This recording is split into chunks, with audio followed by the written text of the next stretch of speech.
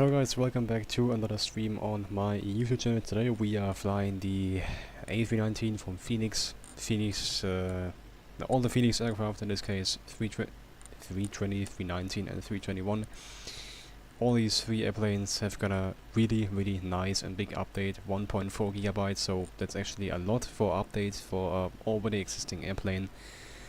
Actually one really nice feature is already visible in front of the plane that we see in front of us, the beautiful A319, Hotel Bravo, Juliet Yankee Kilo. That's the registration we will fly today. I couldn't find any information about this aircraft on Flight Radar, so yeah, we are just flying a route that A320 or A319 is flying in real life from Basel, in this case from Basel to Olbia. This is actually a route that I fly really, that I love to fly extremely, because this flight is not completely too short, but it's also not too long. Olbia has a really nice approach, nice scenery overall. Airport has amazing scenery, and I think this flight is perfect for testing out an airplane like this after a big update. You can watch several videos on the Fenix YouTube channel or on other YouTube channels where many different people explain what the new things are and what's new. There's like a really big change log that simply shows you all the different features that have been added to the aircraft. So the first thing we can already see is the cargo door, the forward cargo door. We have a forward one and the after one, and both are opened here. And this one is already open, but it's like, I don't know how to exactly say this. Is this MSFS 2020 or 24? No, this is 2020. I have no space on my PC for 2024. We can already see that the cargo door here is like unlocked, but it's not completely falling out. I don't know if you can tell, that's like the CEO of Fenix, the guy that always makes the YouTube videos, explain why this is happening. But something that's a bit annoying for me personally is that normally, I think in the 2024 version of this plane, there would be like a yellow vest here. You can click this vest and you can go into the walkabout mode. In this case, I can't go into the walkabout mode. So what happens is when I try to, oh, this is so amazing. When I try to open the door here, I can't do it. There's no way for me to open this door. And even if it is opened, let's open it actually. Oh. Click this vest and you can go. Let's actually open this door. You will see that I can't go outside. I want to go outside, but there's like a invisible wall. I can't go outside, and that's why this feature with the cargo doors and the ground power panel and all that stuff, these things are probably not available to me in this case, because I'm flying in 2020, but that's not tragic, because 2024 is very interactive. You can do all the nice things in 2024 with this big Fenix update. Yes, I've seen it. Like the CEO from Fenix, he has made a really big YouTube video on the channel of Fenix. And it was amazing. You can literally go outside and open this cargo door here with your hands. It's working like in real life. You press your hand in this thing, then you pull it out. This thing falls out, and the rest. It's amazing. It's really nice. Not only this, also with the fuel, you can set up the fuel. And they said even if that's not like the job of the pilot, you can still do it, and it's really amazing. I mean, I'm really happy with how it is now. They added new sounds, all that stuff. It's really nice, but Yeah, it's just some things are not available to me as a 2020 player, and that's okay, because if you don't have this walkaround mode, um, it is what it is.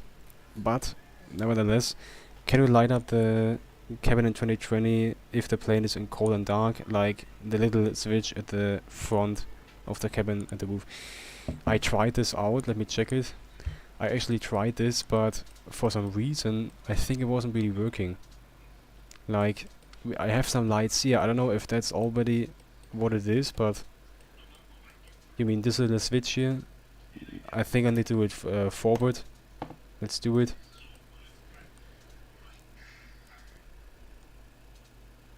And I think there's happening nothing. Let's see if we have enough lights. No. Okay, let's disconnect the ground power here. Let's just disconnect it and see if it works now. Switch is still in the forward position. And I think it does not work, guys. I don't think so.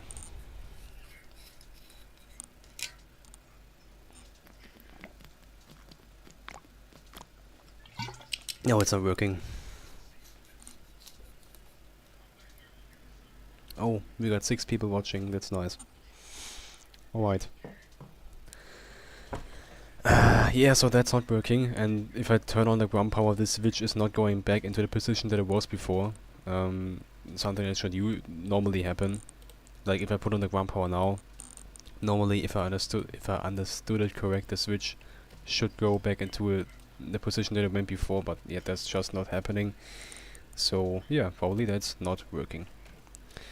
Or maybe I'm doing something wrong, I don't know. Doesn't really matter now, because that's not that much important now. But something that I really would love to do is go outside and, like, you know, make a little walk around, open the cargo doors. That's something that I really would love to do, but yeah, it's not possible.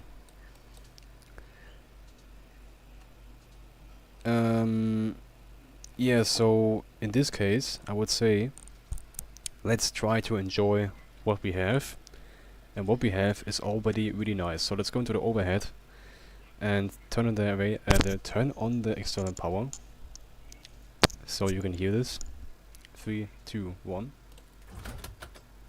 That sounds really, really nice. Batteries also. They always, with every big update, they add something new, and that's something that's why I think Fenix is by far the best on this market, definitely. Because you know that they always add new things, new sounds. They never stop with this, it's just amazing.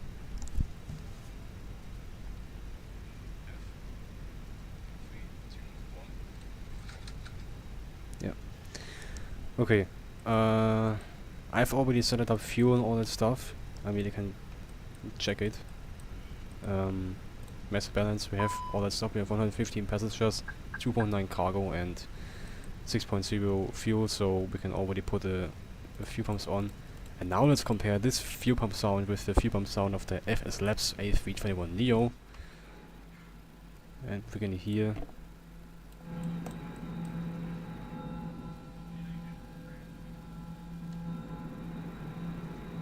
It's not that loud, but still you can hear a really nice sounding fuel pump sound.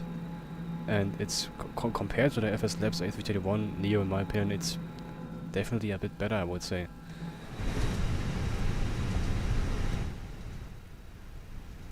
Just overall, the whole flight deck sound is so nice. It's not like on a tube or something, it's just you're really feeling like when you're on a flight deck. It's just, it's amazing. Alright. Something I've noticed, maybe it's something with my coloring from MSFS, but the screens are not so bright anymore, and that's something that I enjoy really, really much. That those screens are not so extremely bright that you almost can't see anything anymore. Like how they are at the moment it looks perfect, in my opinion. It's absolutely perfect. I love it. So nice.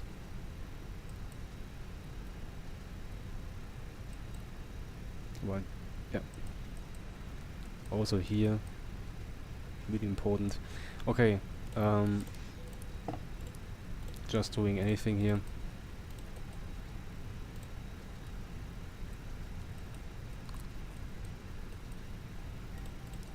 Let's bring some light in the cabin, like this. That looks nice. Also really amazing coloring here, that I've actually never seen like this before, with like this little shadow here and all that stuff. It looks really nice. Really amazing. So QNH, I think it was 1019, if I'm not wrong. 1020 QNH.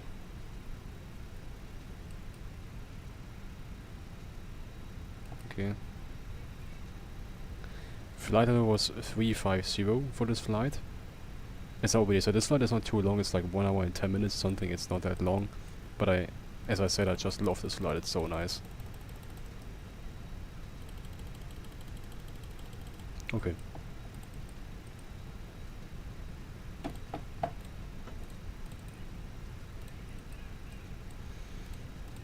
Lima Foxtrot Sierra Bravo to Lima India Echo Oscar, that's Olbia. We are uniform.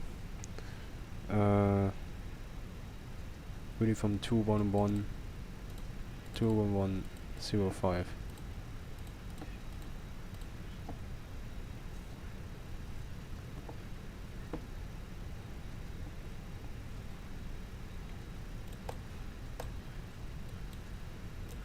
Five.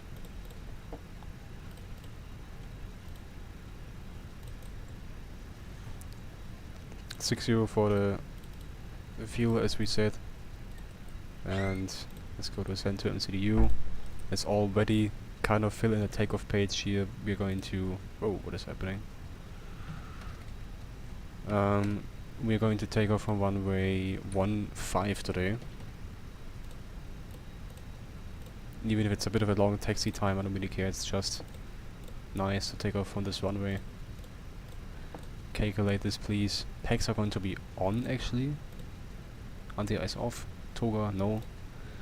Alright. In this case, we can go to flight plan. Lima Foxtrot Sierra Bravo. Runway 15.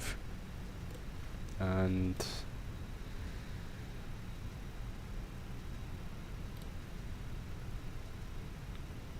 Can I actually... Ah, here it is. Look.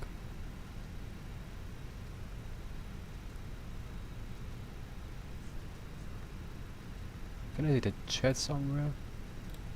No. Yeah. Okay. Yeah, doesn't matter.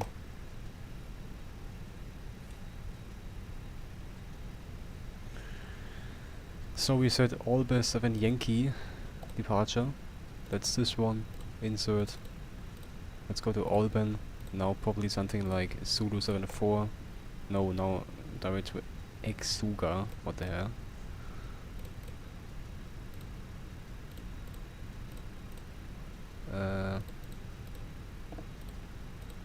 Like this. Next waypoint. DK.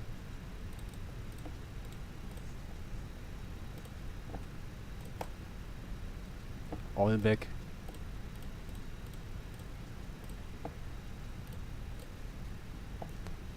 Now we have all the 3 Bravo for arrival for runway.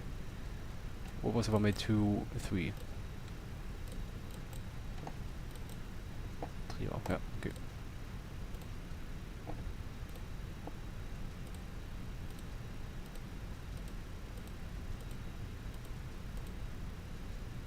There it is.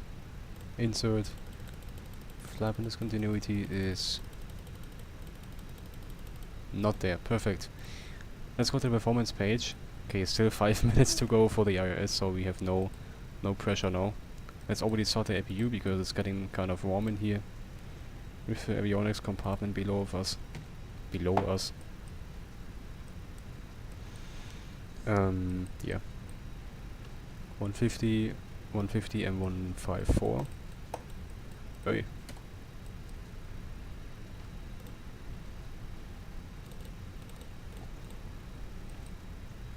Okay. 3,900 for 115 in this case. For runway 33 and 15, it's just 3,100 always.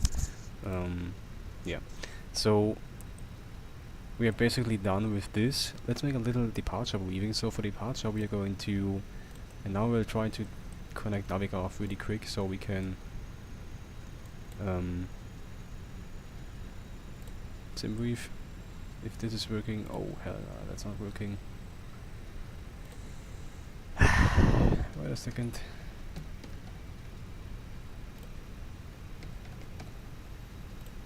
Root. Are we able to actually connect Navigraph charts?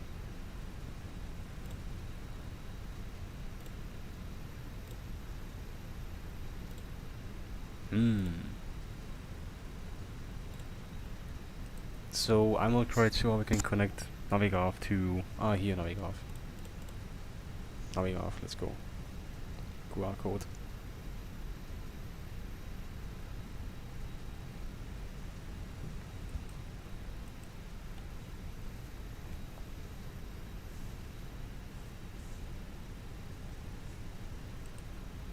I love the lighting of those screens, guys.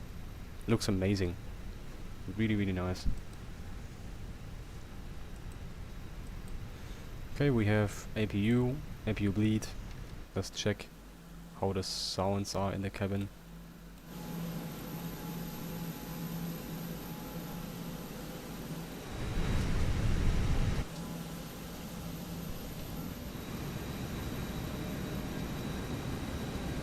You hear, that's also nice. You hear a lot of airport sounds in the background.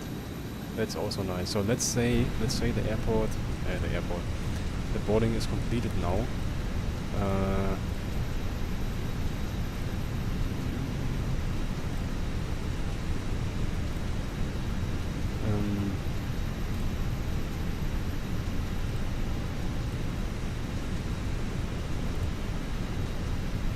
That's what I need. So let's say the boarding is completed now, and we would like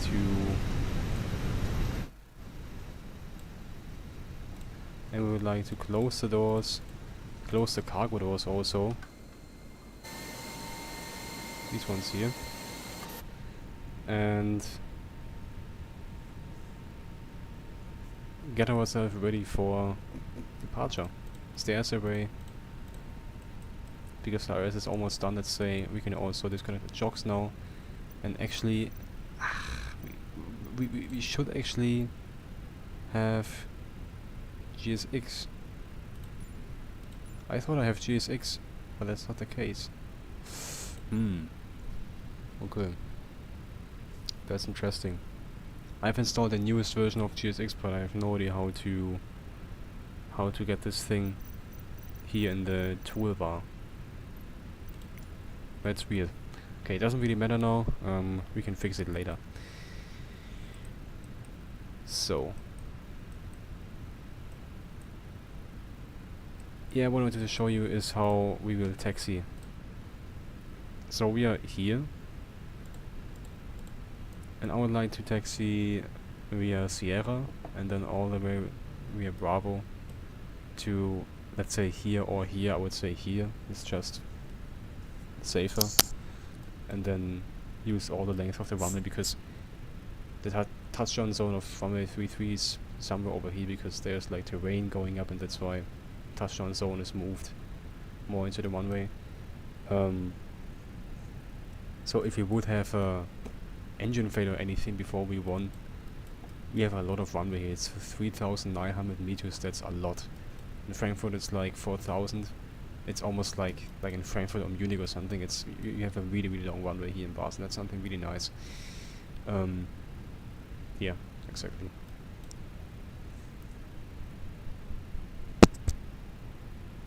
Perfect. Let's go to departure. As I already said, we have the Albon 7 Yankee. In this case, this is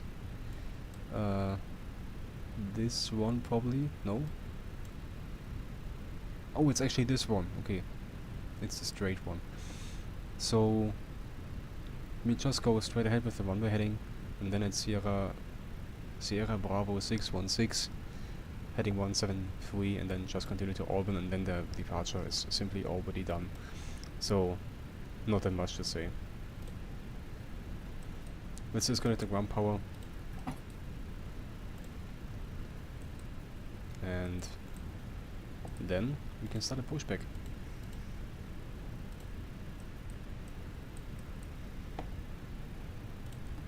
Connect tuck.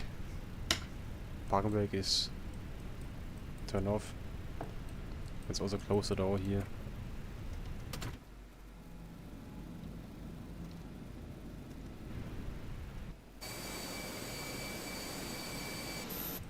Let's go.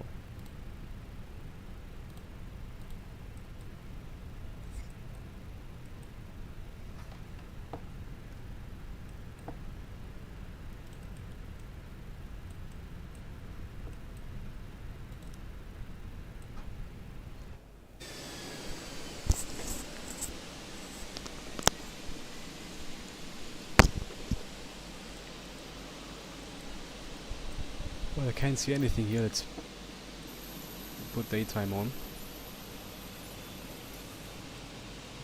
Alright. In this case,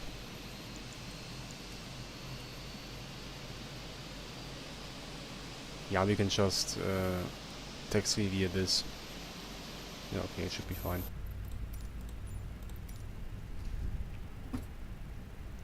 Alright, engine number 1 is already almost started.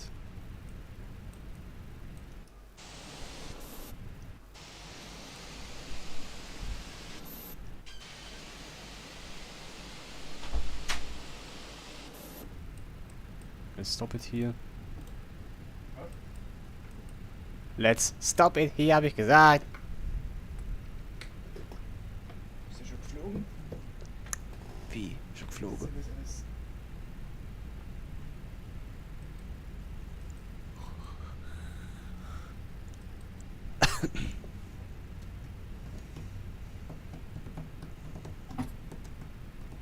Ich habe jetzt nicht gelesen, wer ist das, aber ganz süß. Yeah. Okay, both engines are started. So APU, yeah, first of all I think parking brake, normal, flaps 1, max, and APU off, turn off lights, taxi lights on. It's fine. So in this case, a little flight control check.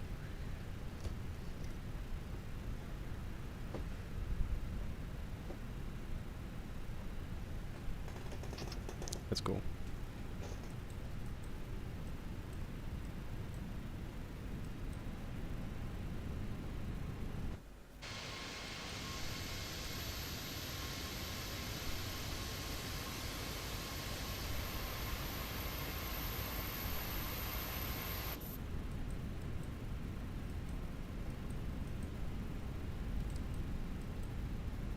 I love that lighting, guys.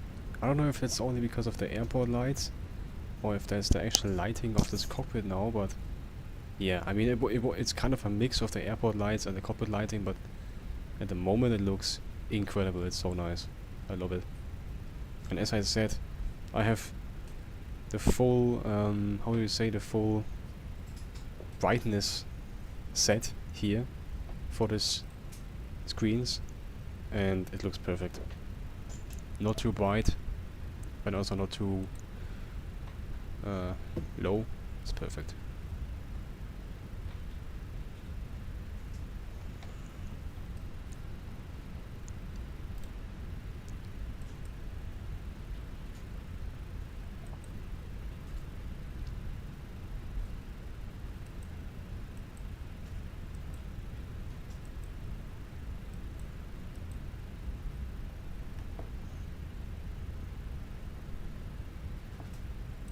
Nice, very, very nice.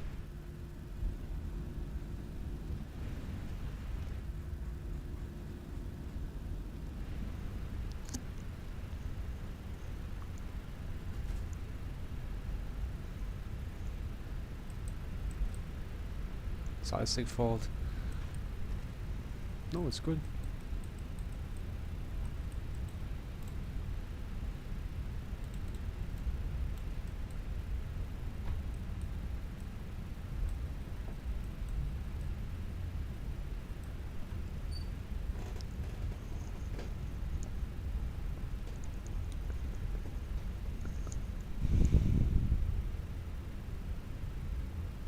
Something I've noticed, I don't know if we have tailwind, but I don't think so. I think the wind is almost calm. The plane is accelerating on its own a little bit. I think that wasn't there before with the A319, but I can't really say 100%. I think that's kind of new.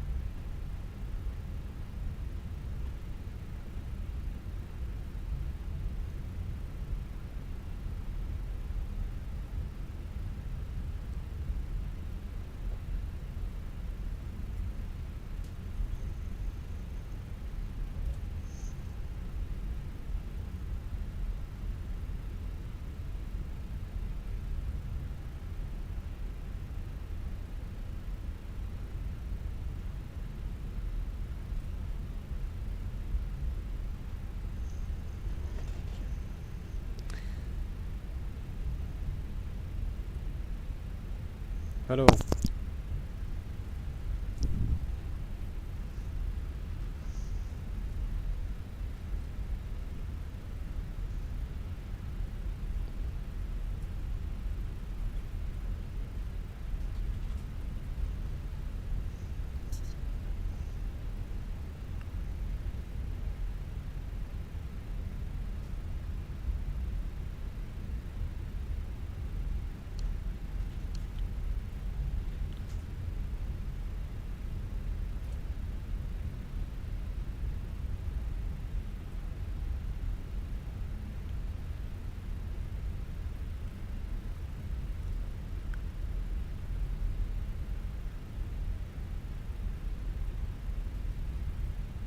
And guys, you can see this. It's a kind of long taxi time to runway 15. If you're taking off at 13, you have, 33, you have the runway simply directly in front of you, but in this case it's just doing really, really long. Let's brake a bit before this turn. To like 50 knots here. Perfect. And something I've also noticed with the new update are actually new engine sounds for the CFMs for this A319. So yeah, that's something that they have also improved, the engine sounds.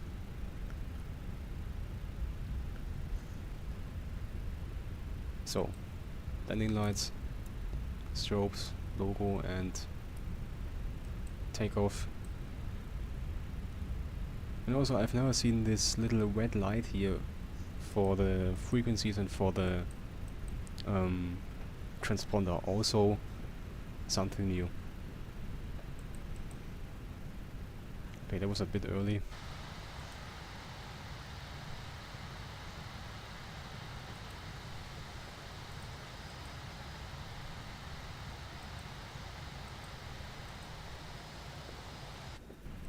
Okay, there we are. Let's make one last check. We have all the lights on. Let's turn the chrono on also. Squawk is turned on. Now. Perfect.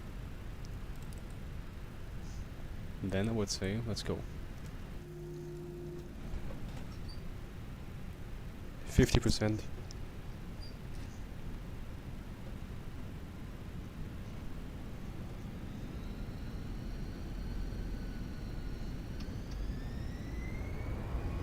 And we got Manflex 66 SAS runway and out of us blue.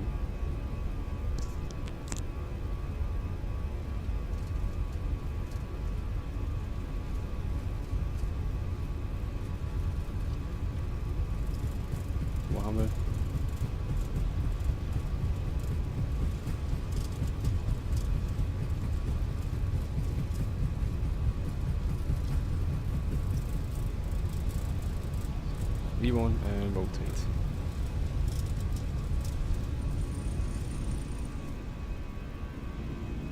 Positive climb, let's put the gear up.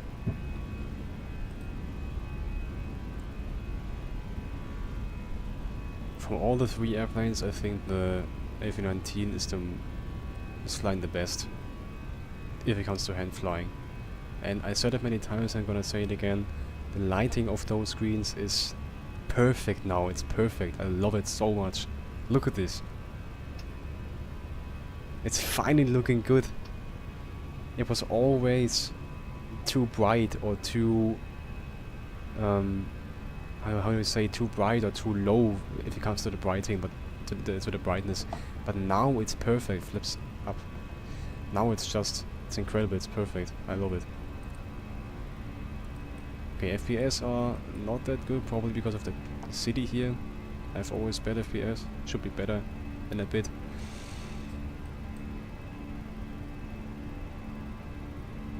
Oh, that's... ah, man.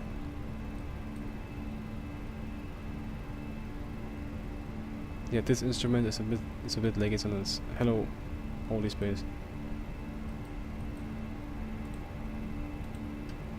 Okay, autopilot. So we got open climb al blue. Going to 250 knots now. There were no special speed restrictions on the departure, so we're just going to, yeah, put on the autopilot with thrust climb. I mean, there's not that much difference. Is that X-Plane 11? No, that's not X-Plane 11, that is the MSFS, but because you're asking, probably because these screens here, they really look like in X-Plane 11 actually, that's what I wanted to say. These screens really look a bit like in X-Plane 11, where the brightness isn't that much and that high. But yeah, it's just, I love it. I love the lighting of those screens. It's MSFS 2020 with the new Fenix update. So we passed 7,000, so standard on all sides. Point lights off, taxi lights off.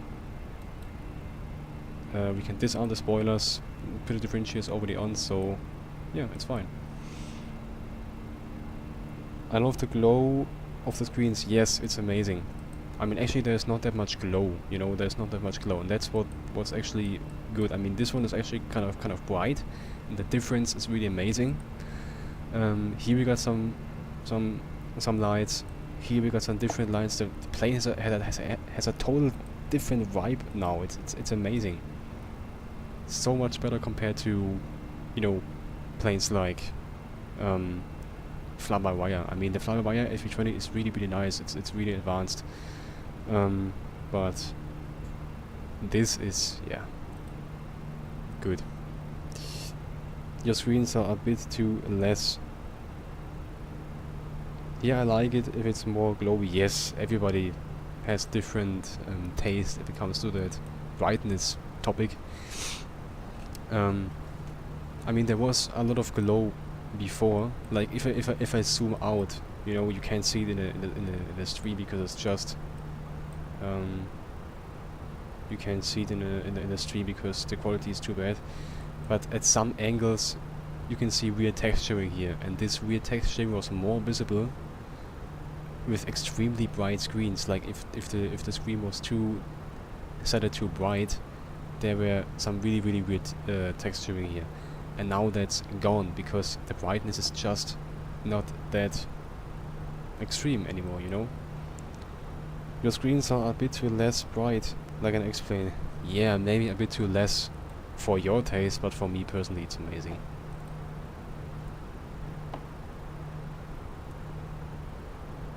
Okay, so for the next 283 miles we are just flying to this point. Yeah, I love it, guys, it's amazing.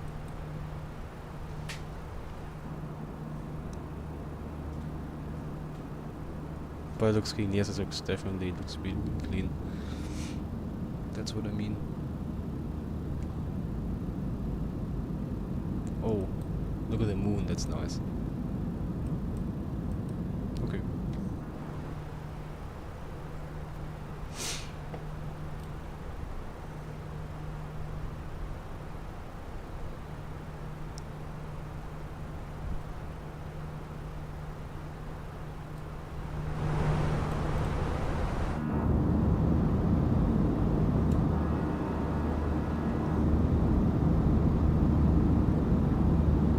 cool picture on tablet. Wait a second. Cool picture on you mean this one? You've seen it from you've seen it from the minutes before. Yes. You know these guys on this picture? You know these guys? Let me know if you know these guys. That would be amazing.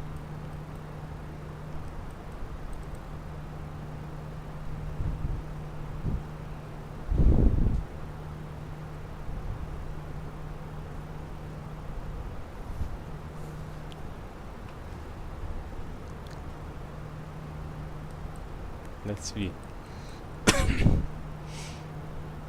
Black Sabbath, yes man, Black Sabbath. That's Black Sabbath. That's Black Sabbath. That's Ozzy Osbourne and that's Tony Iommi with his black Gibson. So nice. And I don't know if you know this, but this picture is from the late 70s, and not quite after that Ozzy actually left the band, was kicked out of the band. You can see Ozzy is in a overall terrible state at this point. Yes, rest in peace also, yes, definitely. Great band, yes, definitely great band. Black Sabbath was a really great band. One of the best of all time, definitely. That's actually something I've never thought to be possible, that somebody in my stream is coming and seeing this picture and saying, nice picture. Thank you really much, that's nice. If you want to talk about Black Sabbath or Ozzy, anytime man, anytime.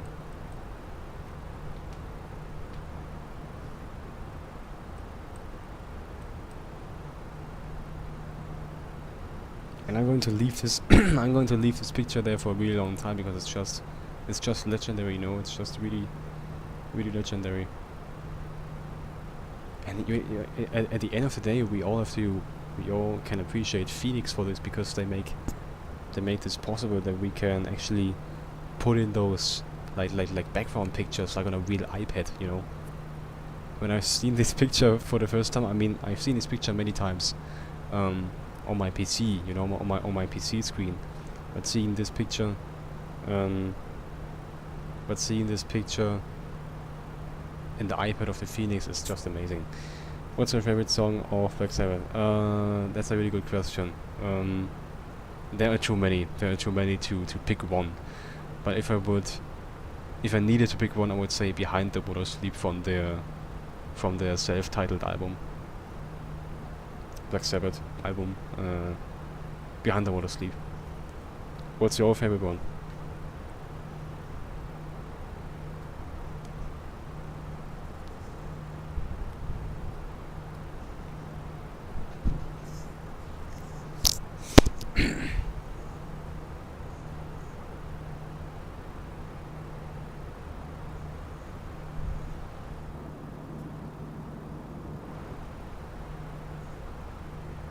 Crazy Train, yeah, Crazy Train is from Ozzy Osbourne. We are talking about Black Sabbath, man. But yeah, bro, Crazy Train is an amazing song. I love it. It's actually in the list of my favorite songs from Ozzy itself. In this case, of course, by the legendary Randy Rhoads.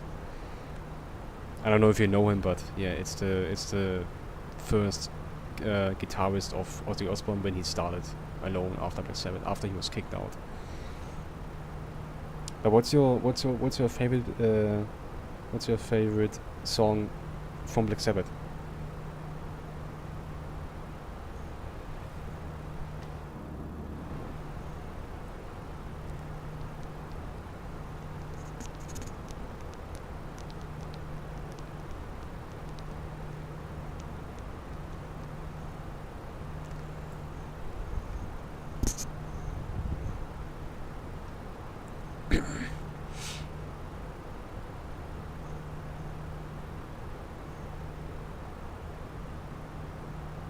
I would say War Pigs.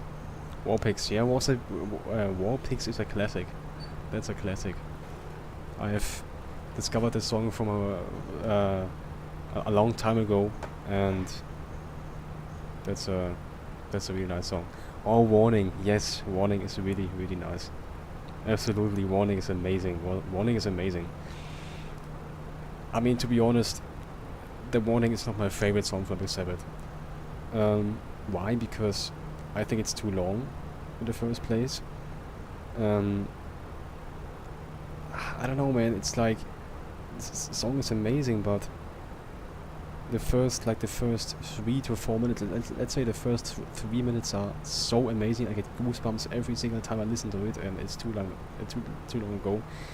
But the rest of the song is like, it's also nice, you know. There comes like a I don't know how you exactly say it, like a recap or something then from the actual melody and everything. That's something amazing, but overall these little bit, you know, hectic solos and all that stuff, I think it's a bit too long. It's a bit too long, but overall amazing song still, especially in the very very early live versions from 1969 from Dumfries and Lausanne in Switzerland. They killed it with the song. It was so nice, especially with the solo. Also because Ozzy was actually, you know, if you know what I mean, he was actually able to sing really really good, and that's what made the song amazing at that time.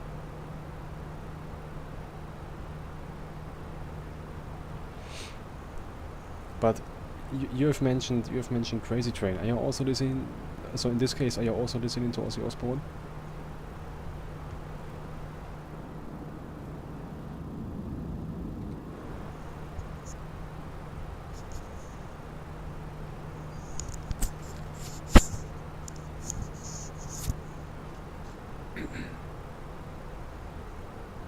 I don't know if you've heard this, guys, but if you put the volume up and go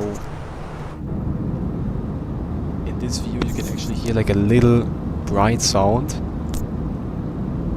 Here it's gone. Here it's just a bit of the typical CFM raw sound, but in this view, above the wing, there's like a little bright sound for the engines. I love it. It's so nice. Okay. Yes, of course, I love the Blizzard of Oz album. Yes, man. Blizzard of Oz is really, really, really good. That's a really good album. That's an amazing album. And to be honest, I could never decide between Blizzard of Oz or Diary of a Madman, the album that came after this one. I could never decide between the two albums. I think both are outstanding. With many roads, of course.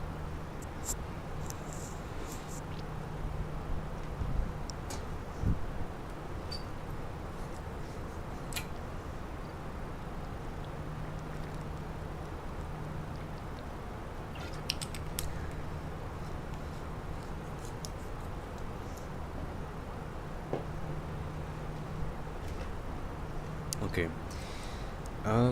We are almost reaching the flight level. It's always shaking like a little bit. I don't know. I think we are flying over the Alps right now, and that's why it's a bit shaky all the time. Oh, I haven't done anything fucking volanta. What was the flight number? Or the call sign? 34 Uniform Delta. Top Swiss 34 Uniform Delta. Uniform 21105. That was the flight number.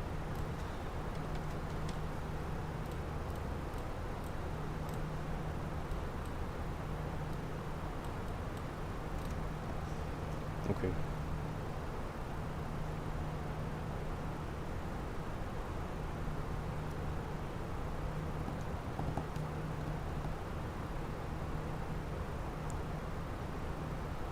Yes, there's a lot of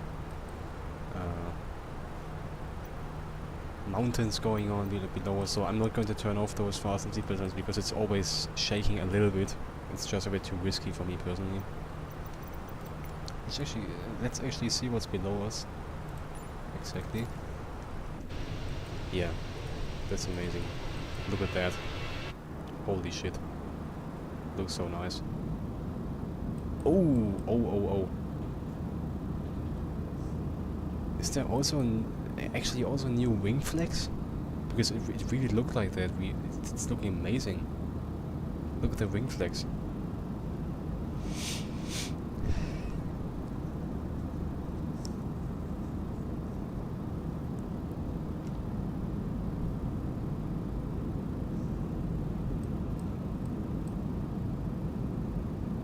So nice.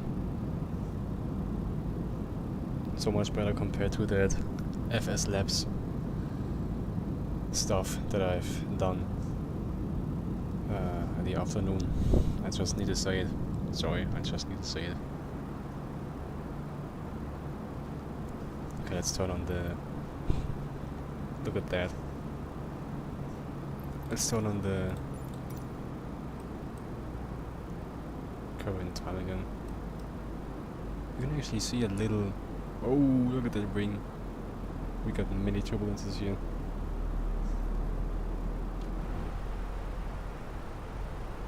Wait, is the plane actually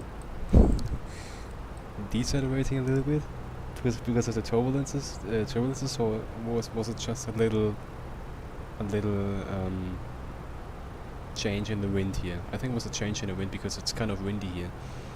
And the fact is, if there are a lot of winds in the Alps and you're flying above them, you can always get a little bit of turbulences. That's a fact.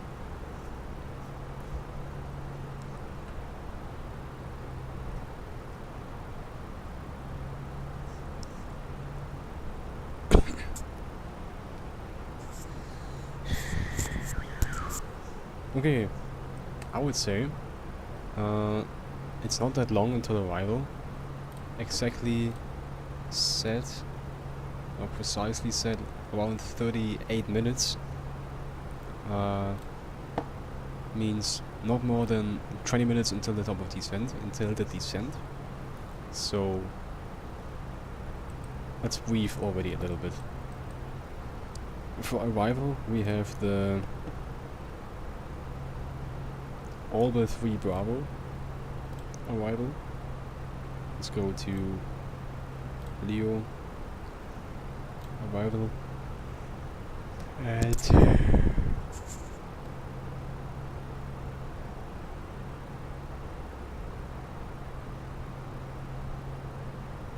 where is it? Can you see it, guys? I guess I can't. Oh, here, okay. Hi from Sweden. Equisera Golf. Hello, man. Nice to see you here. So we are briefing the approach for Olbia now. We have the arrival, we have the Olbia 3 Bravo arrival, and descent is at around 20 minutes, so we still got some time.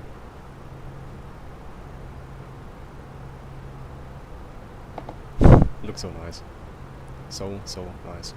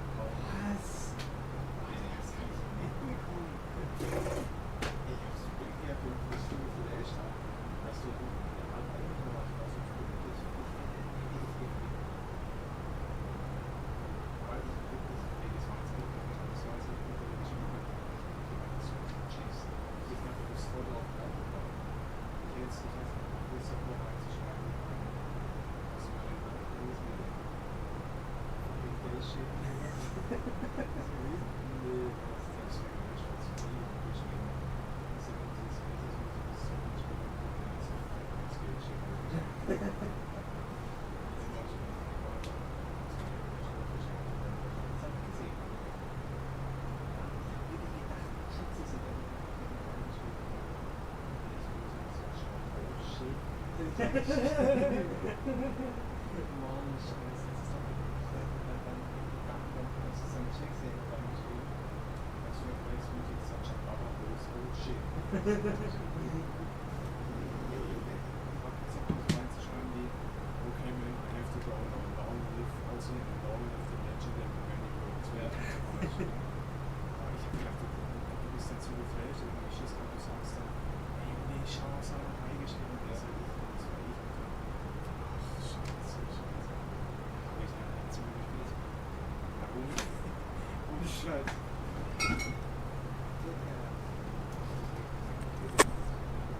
Klasse Faust.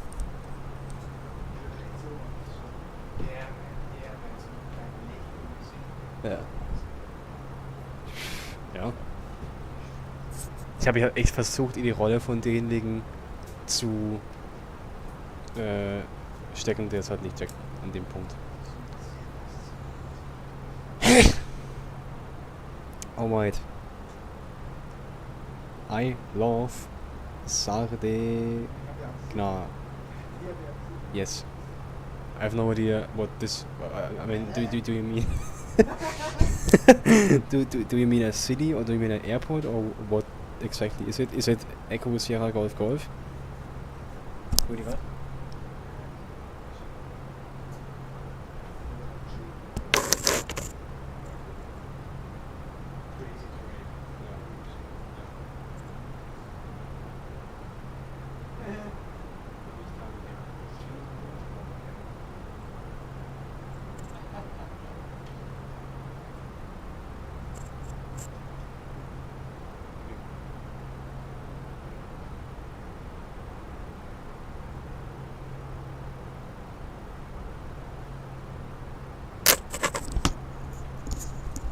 Okay guys, come on, we wanted to brief the approach.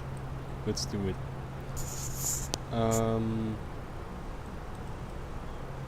So let's zoom in a little bit. We actually have a little pen here, so we can draw a little bit.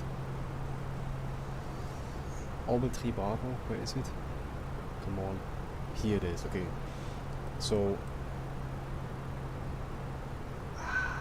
here is decal. And after decal we have, yeah, I mean, do we need this point here? Do we need this one?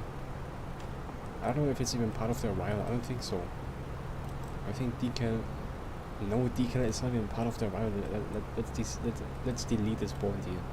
It's just an annoying fix at this point. Let's delete this one. The island of Sardinia. Ah! Yes. Yes. That's really nice. That's really nice. That's really, really nice. I was in Corsica for one time, many years ago, and we always, if the weather was good, we always had a really, really clear view of Sardinia. That was really, really nice. That was nice. Overall, this place, Corsica and Sardinia, it's just an amazing place to go.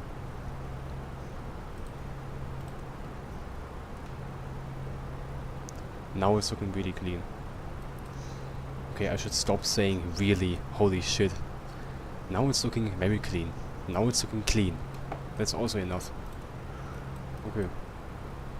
Performance page. Next phase, next phase.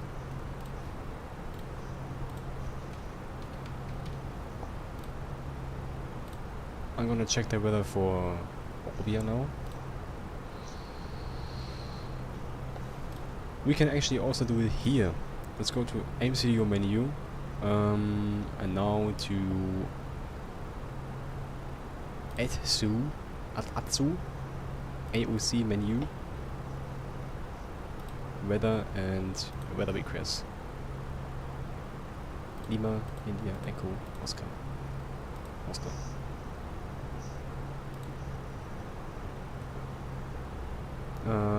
Send.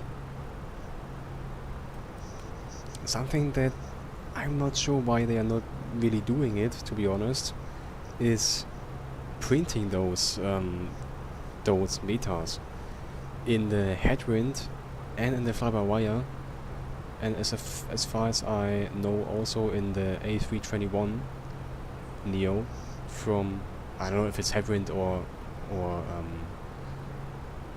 Faber-Wire, you are also able to print the meta. Here I think you can't do that. I think you can't do that in the Fenix.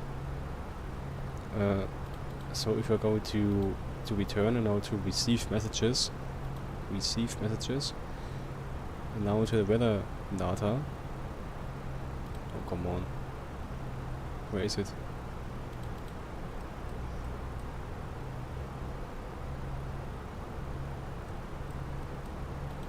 Why can't I open it? Oh hell no, what's happening here? I was a Reiseleiter in Alghero and we had trips to Corsica. Both islands are beautiful. That's really, really nice. I don't know anything about this job, Reiseleiter, but it sounds really, really amazing. It sounds really nice. Amazing. So nice. So, let's try it again. Wait for system response. AOC menu. Receive messages. And actually we should be able to open this weather data, but we're not able to do it for some reason. And I don't know why. And I can go back here many times and then I'm back again. Yeah, must be a bug, I think. What's kind of unknown for Phoenix, but okay. Let's try it again. Meta, please. Yeah, I have absolutely no idea what that means here. Let's go to send. Return. Receive messages. And now maybe there it is, okay. And in the headwind A330, for example, or the Faber-Wire A320 Neo, here is print, and you can click on print, and then here the paper gets printed, and you can actually put it in here, or in the 330 you can put it here. And guys, I'll tell you what, for the feeling and for the vibe, this is exactly how it needs to be. And I'm actually wondering why Phoenix didn't do that yet. Why they didn't made the printing of meta possible. So here we have the ICAO code. This is the time. Okay, it's the 28th of the month. 20:20 Zulu. Wind is coming from 280 knots with 14. So that's already something we can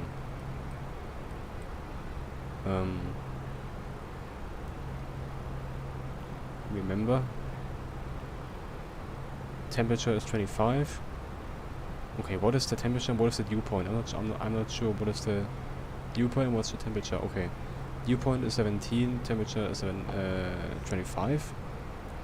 17, 25, QNH 1009. We can already select this, so we don't have to do it later.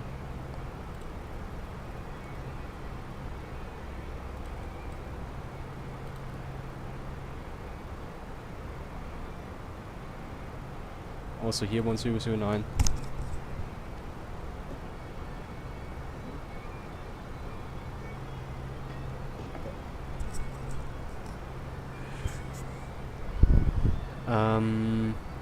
For landing, I am not quite sure how long the runway in Olbia is. Let's actually check it out. How long it is. So I think we have everything. We checked everything for the arrival. Here we're coming in at 4,000, and then it simply goes into the runway here. It's not that much to know here. So let's go back to Leo and to the ground charts, to airport info.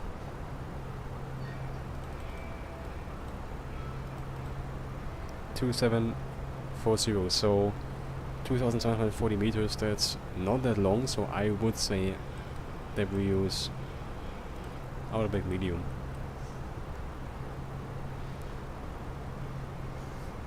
Now I'm a air traffic controller in Echo Sierra Golf Golf. That's amazing. That's so nice. That's really nice. Amazing. Let me actually check what kind of airport this is and where exactly it is. Echo Sierra Golf Golf.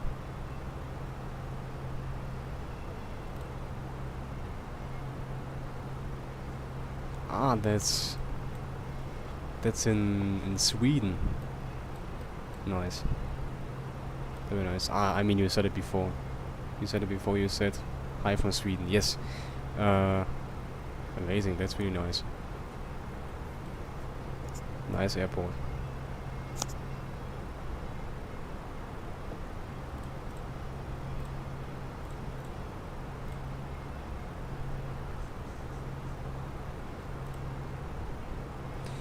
Okay, we have checked the runway length here.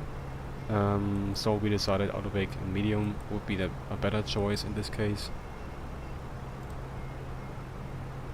Look, we have the island of Corsica here, and we have so many little airports.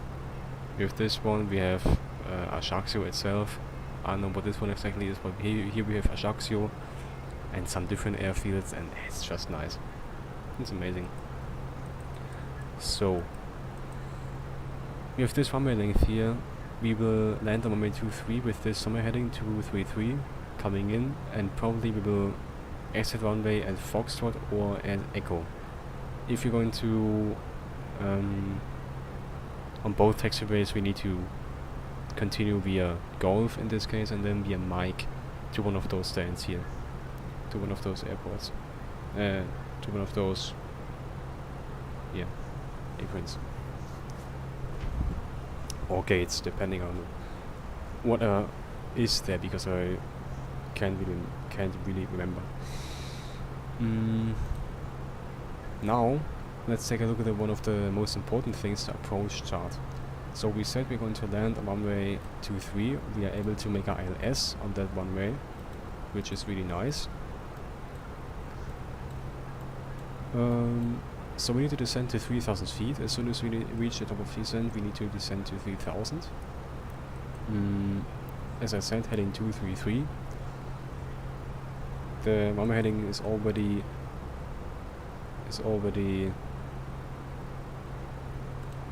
here in the RADNAV page,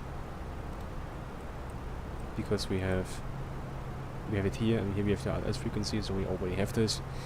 Let's actually, now there's a time to go to the approach phase here and put in all the different values. So we had 280 with, what was it? I can't remember.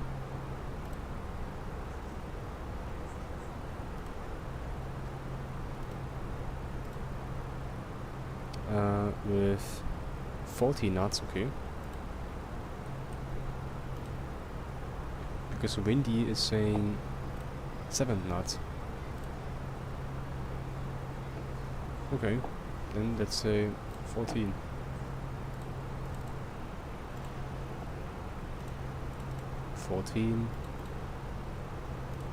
Temperature was 24. And QNH was 1009.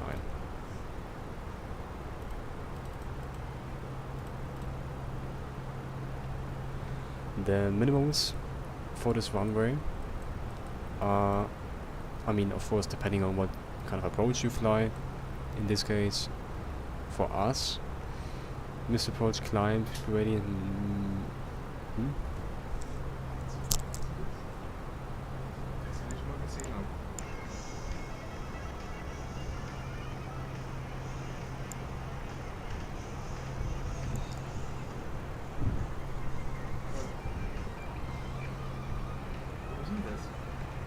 After hours.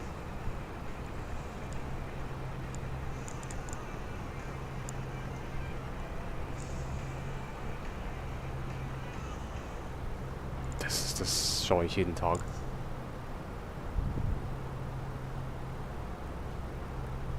Das ist ein After Hours, oder nicht? Ja, aber das war nicht vom Publikum. Nein, das ist eine Kamera. Genau, ja, ja, gut. So where we misapproach climb gradient, and that's something where I'm always lost. I don't know which one to take, because here we have like 390, here we have 750. I would take this one.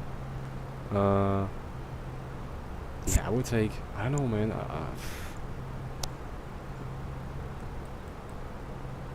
I would take this one here, 750.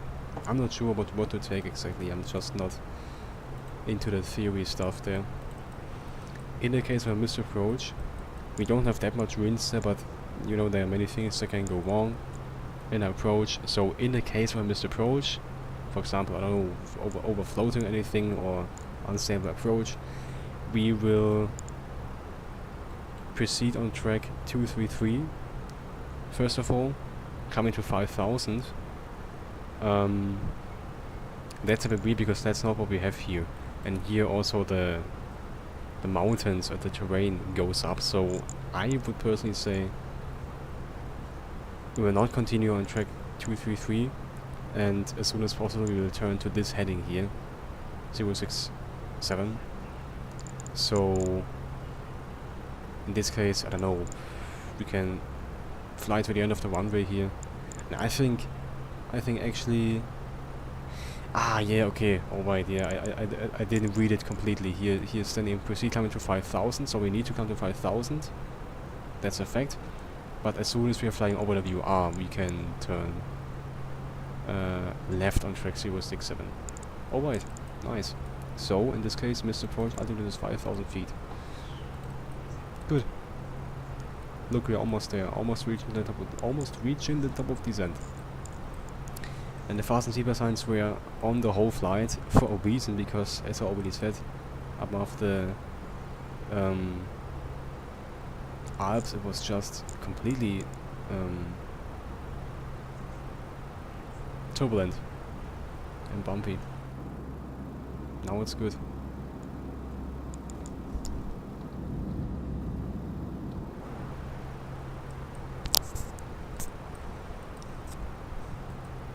Let's set the 3,000 feet here already.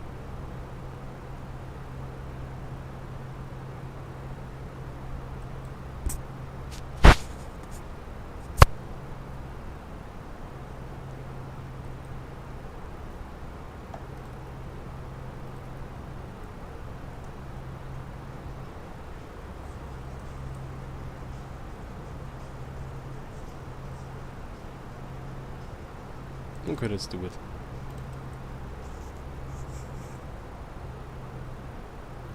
Hopefully the plane is not falling out of the sky now.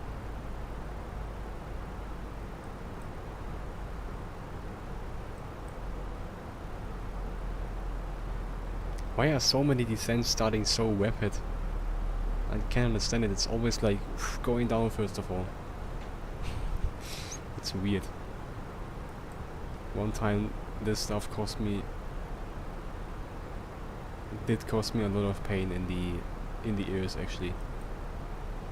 Now it's fine, but before it was like the plane was just making a fucking Sturzflug. And now what I also love about Fenix, about all the Fenix aircraft, if you're in this view here, especially like a little bit before the engine and above the wing, if you start the descent, you can hear how the engines overall get more silent, and the whole sound completely changes. You know, you still have this typical cabin wind sound that you always have in every airplane, but overall the engines are getting more silent, and that's exactly what's happening in real life. And that was something that I've always missed in simply almost every add-on airplane for any simulator, and now we finally have this with the Fenix.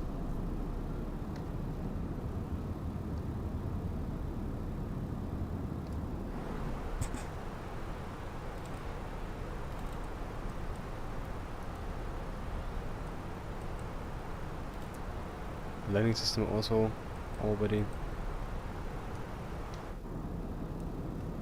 Oh, actually, I am noticing now that the cabin is completely dark. Let's go to sim settings, cabin. Let's put it to like 25. That should be enough. Look, now we have some light cabin, some little cabin lights, and we have the fasten seatbelt signs on. If I would turn them off, they would be off, and that's just these little things that are so good. And just overall, I mean, look at this. You really get a cabin feeling, like sitting in a cabin feeling.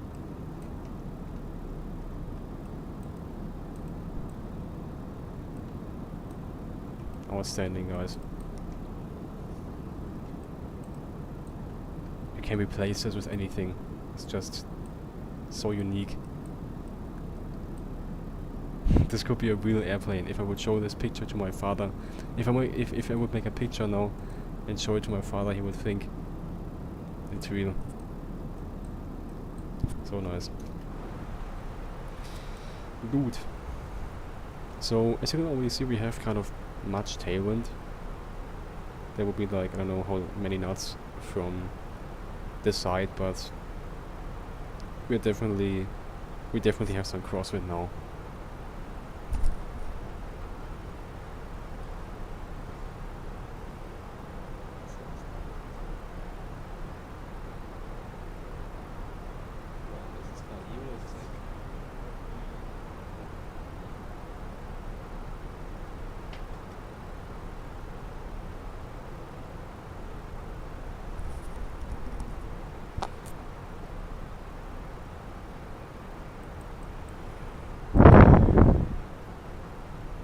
Let's go to the landing performance page. We're going to land at Olbia, of course, A320.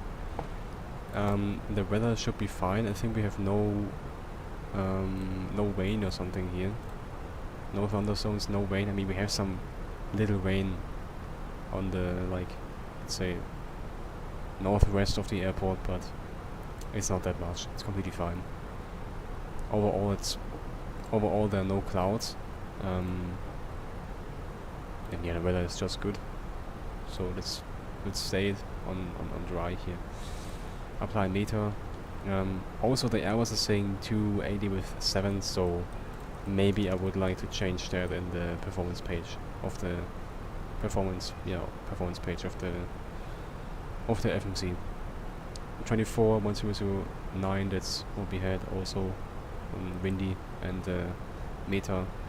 Landing weight, medium, of course. Auto throttle off. Yeah, off. That's better.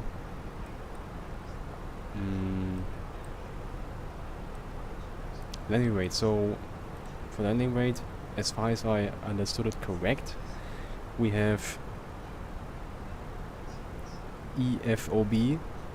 Maybe stands, I'm not quite sure, maybe stands for estimated fuel on board as soon as we reach the airport at this time.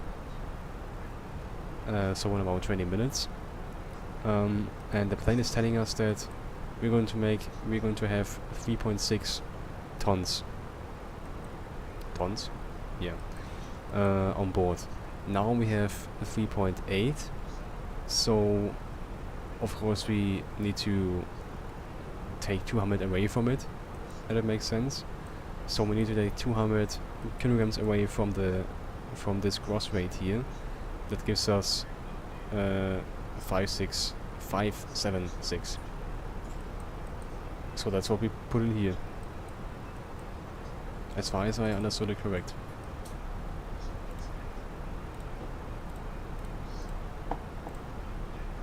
That gives us this landing distance. So if that's correct, maybe somewhere over here we can easily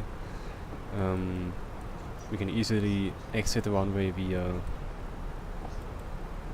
yeah, I can't show it now, but somewhere over there, you know, one of those two taxiways. Okay, let's check it one more time again. We have a 576. This 3.6, 3.8, 200, and yeah, makes sense. Okay. Good. Let's change the wind here because that was just not correct. We have 7, not that much actually.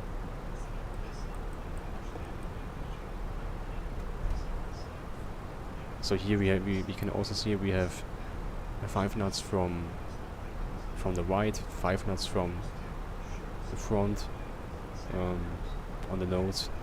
So yeah, not that much. It's just going to be a light breeze, and that's fine. Okay.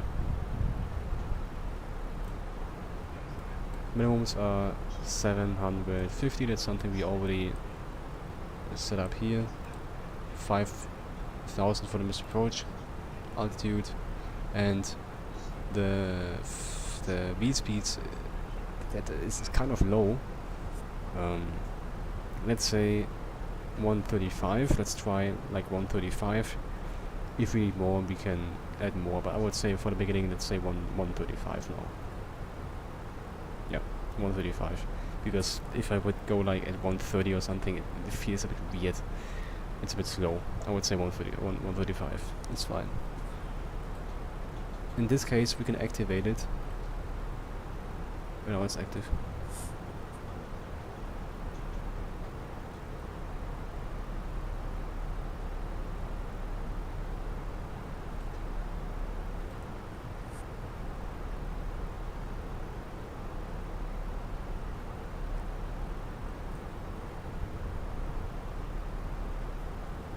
Okay, now we are decreasing the descent rate a little bit, so that we have time to decrease the speed before we reach flight at 100.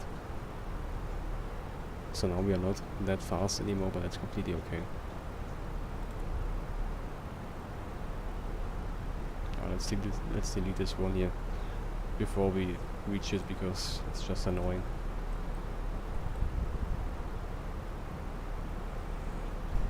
We're flying for almost 50 minutes now, and it feels like we are flying for 2 hours. It's insane.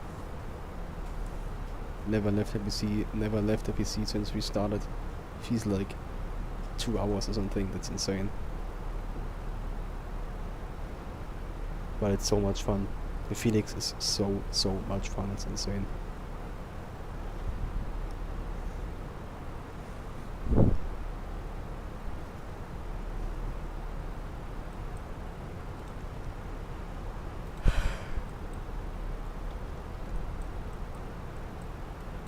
Yeah. So as I said in the case of this approach, first of all straight ahead, basically it's until the end of the runway, and then this heading as soon as we reach the VOR. You can also set up the VOR in here. Let's see if that's correct. We have the SMA, VOR, RADNAV, SMA. So basically the moment we are flying it, we go this heading. Let's go to Olbia, X info, SMA, and now we have it standing here actually. Whoa, it's not loading. Oh no. Okay, now it's loading.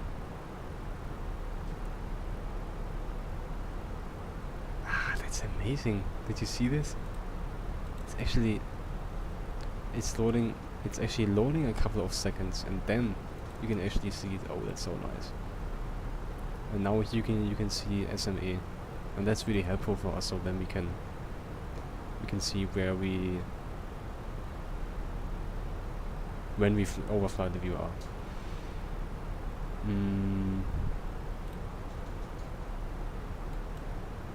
Yeah. So the approach starts at the point millis, okay, and millis is here. So now let's fly direct to Delta, what is it, Delta 047 Yankee. So that we're not flying that weird stuff here. No, it's fine.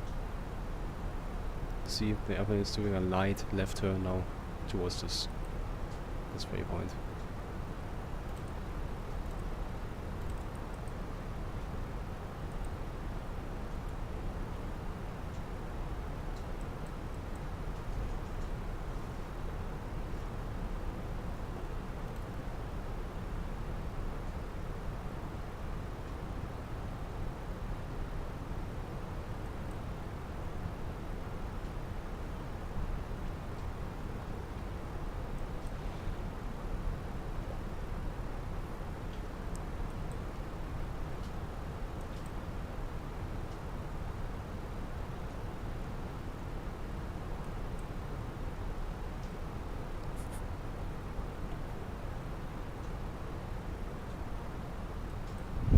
The airplane is in such a perfect configuration right now for the descent.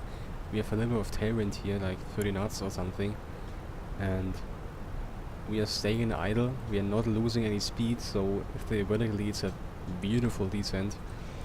But I would like to go down with the speed a bit before we are reaching flight level 100, because I don't want to be too fast. So let's actually use some speed brakes to help get the speed down. You can also hear them in the back a little bit, especially if you go into this perspective. You can actually see them and you can hear them.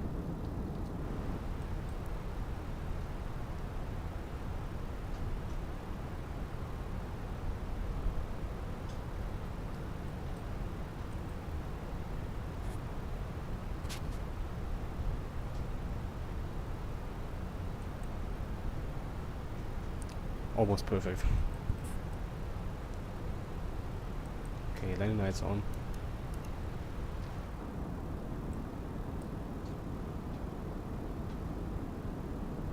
Zack. There it is.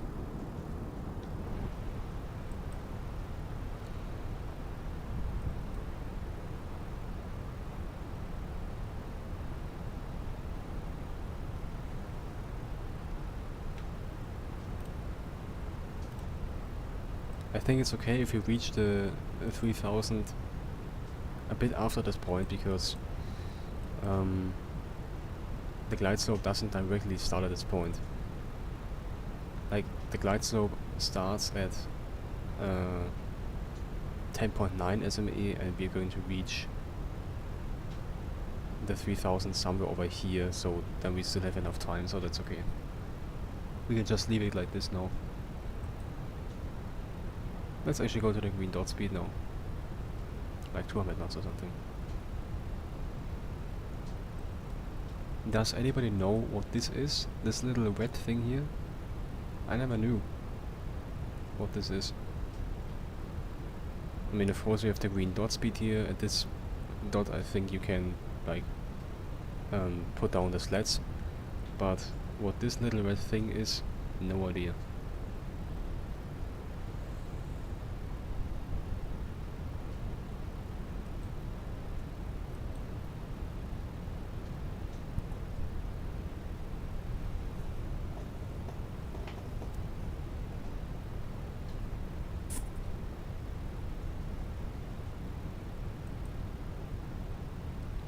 That's quite interesting. We don't have that much lights here, so we have no moon or anything. It's just completely pitch black here. So if I'm turning on the terrain better, we have water here, and there slowly this little islands start. Islands. Just the terrain starts. But overall it's really black, really dark, and that's sometimes a bit scary. So, QNH 1009, that's what we said. Perfectly on the glide slope, look at this. Almost perfectly on the glide slope. I can tell that this situation is not the case all the time. Amazing. Let's decrease the descent rate a little bit. So we're just following this glide slope here.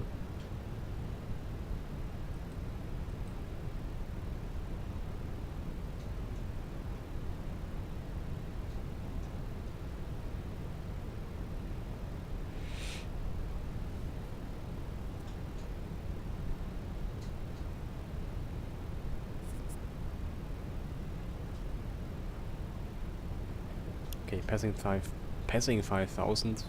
I'm gonna turn the flights on.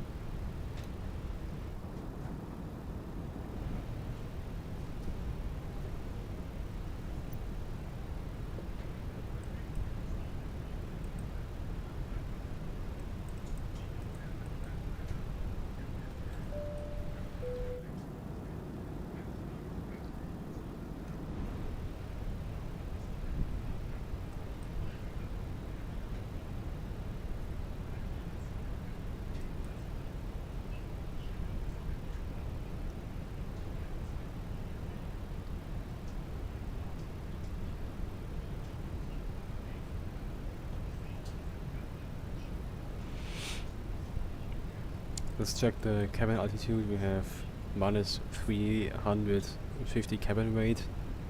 Landing elevation is 50, so we are at 850, so it still needs to go down a bit.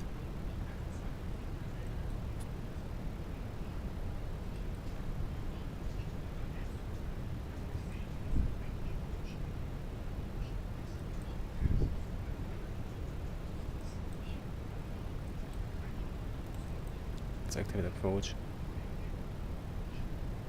Glide slope activated, localizer also. Do you speak English or German? I speak German.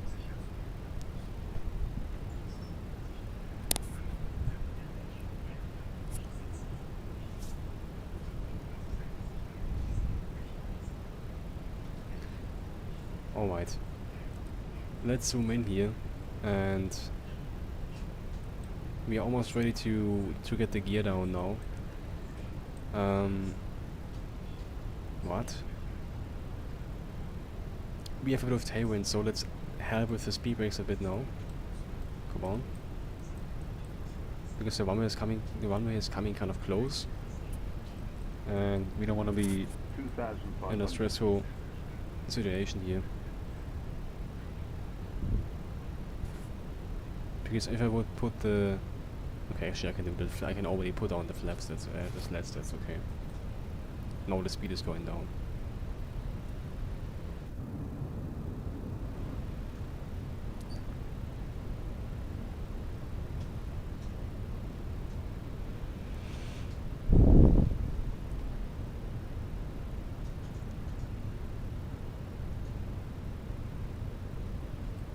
More speed brakes.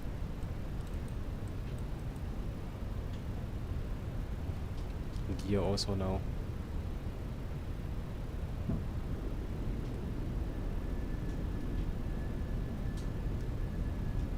And now we're having actually 50 knots of crosswind here.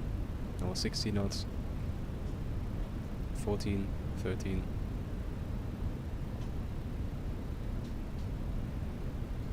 Ich lese deine Nachricht gleich, wenn ich unten bin.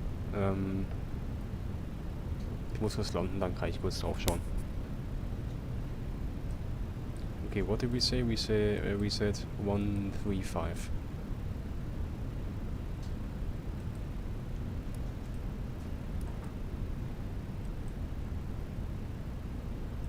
Okay, let's try flaps 3 now, even if it's a bit too early.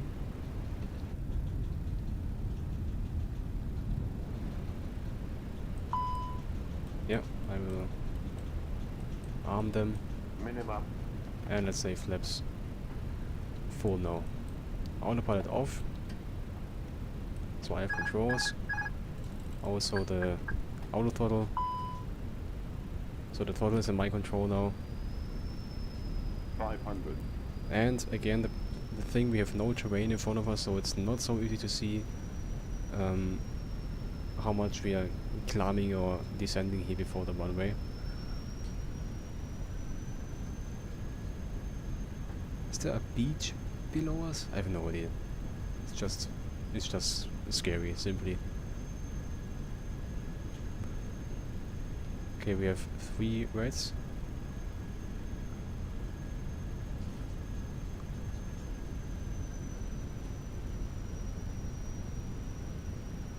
Oh, too high now. 40, 30, 20, retard. 10. Oh man. What was that?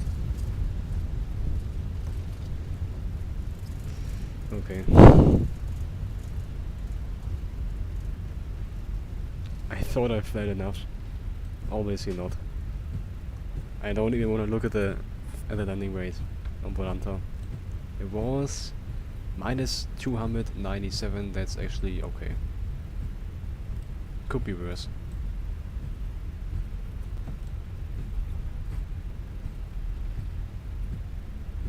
I just completely slammed this plane into the ground. Holy shit. Doesn't really matter now, we are down safely in one piece. That's okay. And the approach, as I already said, the approach isn't easy. And for some reason I've flown this approach more at night than in daytime. And that's, trust me, it's not easy. Okay, let's clean up and then I will read this message.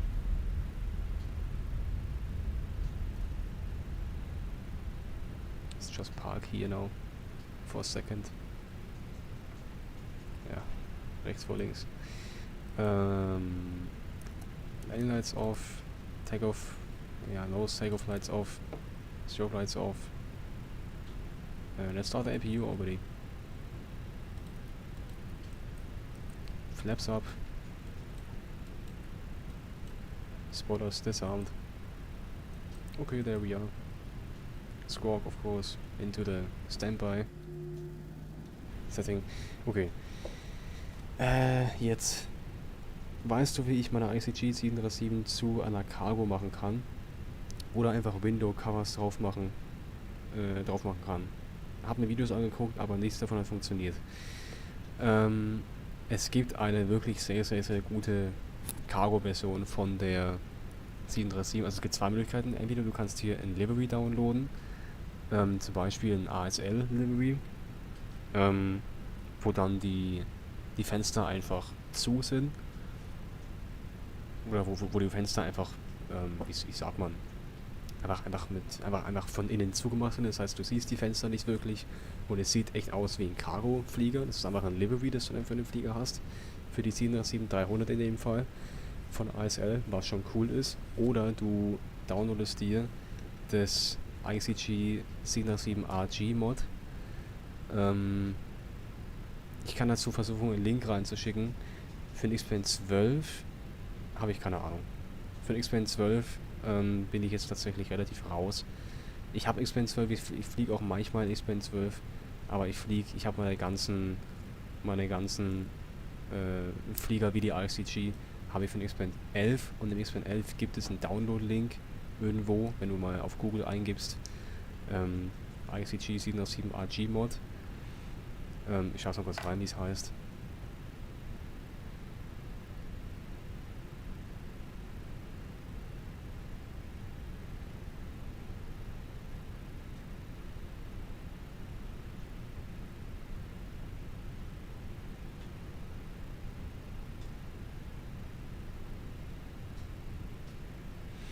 Das heißt ICG 737RG Mod und dieses Mod kannst du installieren und fügst dann den Inhalt von diesem Ordner von dem Mod einfach in den schon existierenden ICG 737 Ordner ein und dann wird das halt alles irgendwie hinzugefügt bzw. überschrieben und dann hast du, und das ist sehr cool, du hast 737-300 als richtige Cargo-Version mit richtig guten Cargo-Liveries, die du dann halt dafür installieren kannst. Du hast dann die 737-400 mit Wingflex, was wirklich sehr, sehr, sehr geil ist, und du hast die 737-500, das ist auch sehr geil. Du kannst so ein Livery finden, Wo finde ich die Liveries, wo ich die Fenster abgedeckt sind? Habe mir solche installiert, aber die Fenster sind nicht abgedeckt. Okay, warte, ich guck mal kurz nach einem. Es gibt ein wirklich sehr gutes. G707 Basel. Warte mal kurz. Es kann sein, dass es vielleicht weg ist. Aber müsste eigentlich nicht der Fall sein, dass es weg ist. Ich sehe jetzt ein ASL Airlines Delivery, aber das ist nicht das Cargo. Ich gebe mal kurz Cargo ein hier. Du kannst meinen Screen jetzt gerade nicht sehen. Habe schon probiert, aber hat irgendwie nicht funktioniert. Müsste mir vielleicht mal XPN 11 holen. Ja, also du musst jetzt nicht extra dafür XPN 11 holen, wenn das auf dem XPN Server irgendwie funktioniert. Aber ein XPN 11 habe ich da ein bisschen mehr Erfahrung mit. Und aus irgendwelchen Gründen ist das Livery, das ich eigentlich habe, das ich sogar installiert habe, irgendwie nicht mehr da. Zumindest hier jetzt. Obwohl, mal gucken. Doch, es ist da. Ich kann mal einen Link hier reinschicken in den Stream. Du musst dich halt registrieren bei der Seite xplane.org. Registrieren. Und dann kannst du das downloaden und dann hast du alle möglichen Liveries für die 300 in dem Fall. Auch. Ich sehe hier auch von Expense. Ich schick's mal kurz rein, warte.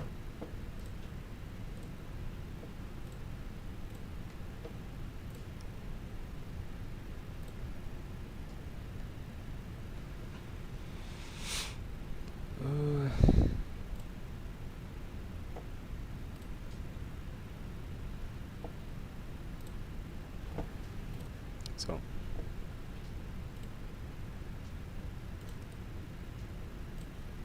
So. Den Link, den ich jetzt reingeschickt habe, der führt dich zu verschiedenen Liveries, unter anderem einem relativ guten ASL-Livery, wo die Fenster auch weg sind.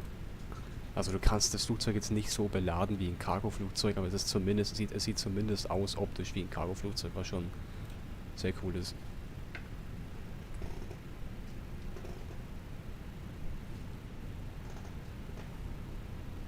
Auch nur abgedeckte Fenster, weil würden dann Cargo Air Ops fliegen. Ja, das ist doch cool. Die fliegen ja noch mit den Classics nach Köln. Ja, auf jeden Fall. Macht das auf jeden Fall, ja. Das ist eine sehr coole Sache. Ich weiß jetzt nicht, ob es Cargo Air auch für die CNSC 300 gibt. Müsste ich mal gerade nachschauen, wenn ich hier gleich fertig getaxiert bin. Aber sonst halt, ja, wie gesagt, ASL ist gut. Cargo Air gibt es ein sehr schönes Livery für die 777-400, falls du es irgendwie schaffst, dir das RG-Mod zu downloaden. Ich kann es auch mal gleich gucken, ob ich es finde und ich es irgendwie reinschicken kann. Ein Download-Link.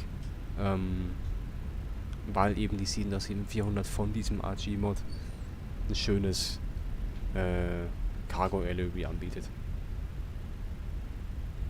Was wirklich cool aussieht. Also das war für mich persönlich so im Simulator echt das absolute Highlight für die 737-300, wo ich mir immer eine 400 gewünscht habe.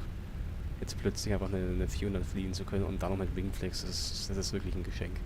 Und das for free schon sehr geil. In dem Sinn.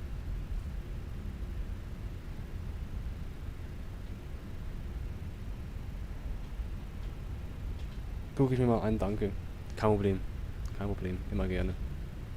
Also wenn es um ICG geht und um XPlane 11, bin ich immer am Start.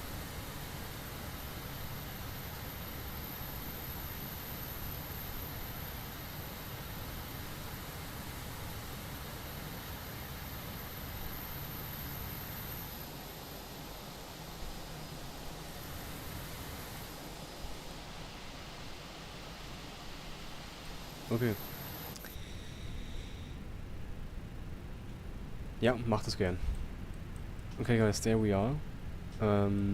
It's just a random gate here with a jetray. Let's set the parking brakes and turn off the engines because we have APU here. Turn off lights off, taxi lights off. fasten seatbelt signs off. This plane is going to stop here now. So I don't know how to exactly turn off this airplane. I think that's not even the job of the pilots to completely turn off the airplane. I'm not quite sure. But we can turn off the beacon lights. We can turn on the external power, turn off the APU now, and actually turn off the fuel pumps. I don't know if you do it like this in real life. And the rest, I will just leave the rest as it is. I will not touch anything else now. The cockpit door goes open. Leeward, please. Ground services.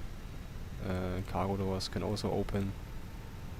And yeah, now the jetway is connected automatically, what's really nice. And I would say, guys, that was an amazing flight. Genau, hab das mit den Derby schon gesehen, aber da muss man irgendwie selber die Window Covers machen. Echt? Okay. Ich bild mir ein, dass es da ein Derby gibt für die ASL 737. Also dass es da ein ASL-Derby gibt, wo du das nicht machen musst. Dachte ich eigentlich. Also ich dachte eigentlich, dass das alles Derbys sind. Ah, okay, alles klar, Moment mal. Ja, hier unten. Ah, okay, alles klar. Attach Window Covers. Ah, okay, alles klar. Ja. Wenn das zu komplex ist, ist natürlich doof. Dann würde ich dir in dem Fall empfehlen, einfach direkt das RG-Mode zu downloaden. Ich versuche es kurz mal zu finden, mal gucken, ob ich es irgendwo habe. 707, ICG 707.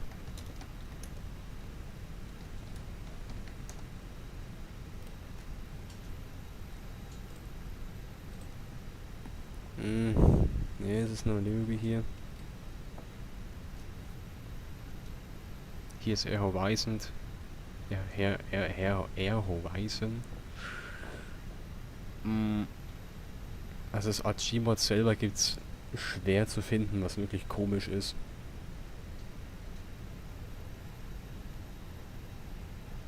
Ich werde mal recherchieren und vielleicht finde ich ja was. Ja, bestimmt, wirst du bestimmt. Wirst du ganz bestimmt. Ich will mal kurz gucken in den anderen. Ich glaube, ich habe doch irgendwo einen Download-Link dafür. Ich schau mal kurz nach.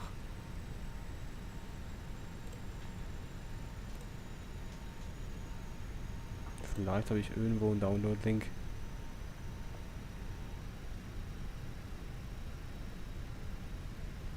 Nee, ich glaube nicht. Leider nicht. Aber es gab doch... Warte.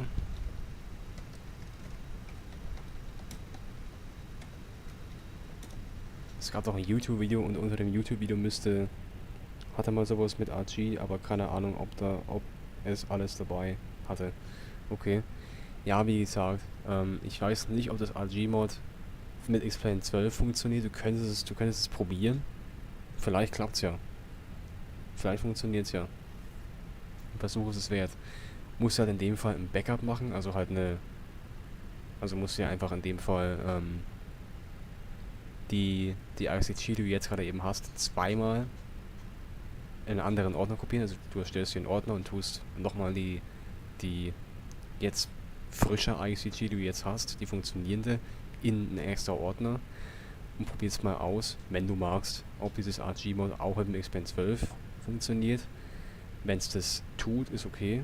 Wenn es das nicht tut, könnte es passieren, dass das Cockpit komplett komisch aussieht, dass die Texturen für den Arsch sind, dass alles ein bisschen komisch aussieht und dann hast du in dem Fall in Anführungszeichen deine ICG ein bisschen kaputt gemacht. Dann kannst du die Version einfach löschen und kannst das Backup wieder in den Ordner einführen. Dann musst du nicht das Flugzeug komplett neu installieren. Das wäre ein bisschen anstrengend. Ich guck mal kurz, ob ich den Link noch irgendwo habe.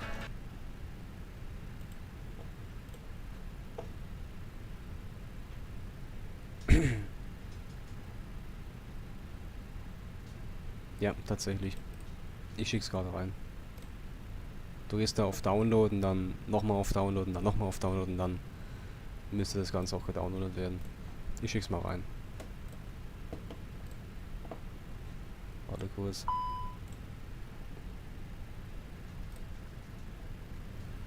Ja, tatsächlich.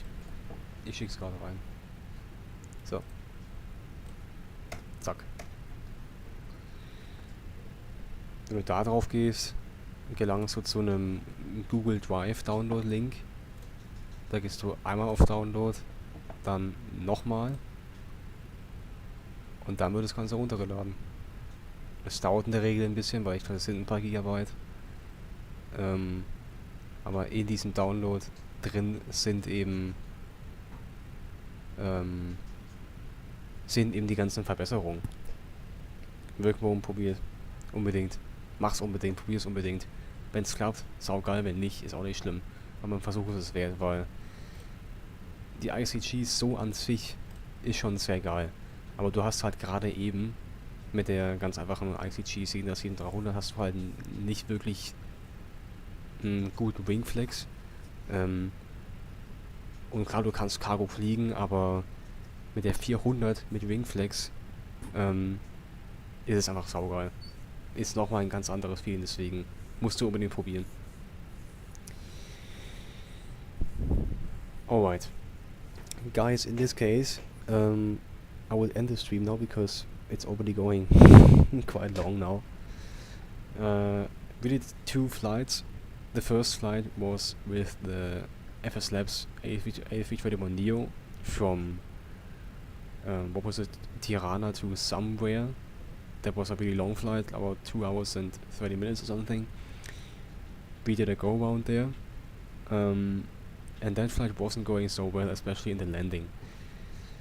And especially with the new update from the Fenix now, for the Fenix aircrafts, I can't really understand how people are comparing this plane with Fenix.